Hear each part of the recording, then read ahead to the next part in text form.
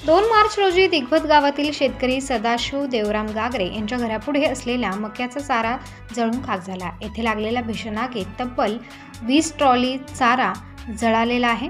या दुर्घटनेमुळे शेतकऱ्यांचे मोठे आर्थिक नुकसान झाले असून जनावरांच्या चाऱ्याचा गंभीर प्रश्न निर्माण झाला आहे। मिळालेल्या माहितीनुसार ही आग शॉर्ट सर्किटमुळे लागली असावी असा शेतकऱ्यांचा अंदाज आहे। पण आगीचे प्रमुख कारण अजूनही अस्पष्टच आहे। वाऱ्यामुळे आणि उष्णतेमुळे या आगीने काही वेळातच रौद्र रूप धारण केले आणि मोठ्या प्रमाणावर चारा जळून खाक झाला। आगीची माहिती मिळताच ग्रामस्थ आणि शेतकऱ्यांनी तातडीने धाव घेत आग आटोक्यात आणण्याचा प्रयत्न केला, मात्र तोपर्यंत सर्व चारा भस्मसात झाला। काही वेळाने अग्निशमन दल घटनास्थळी पोहोचले आणि त्यांनी आग विझवली। तब्बल 4 तासांच्या अथक प्रयत्नानंतर ही आग आटोक्यात आली।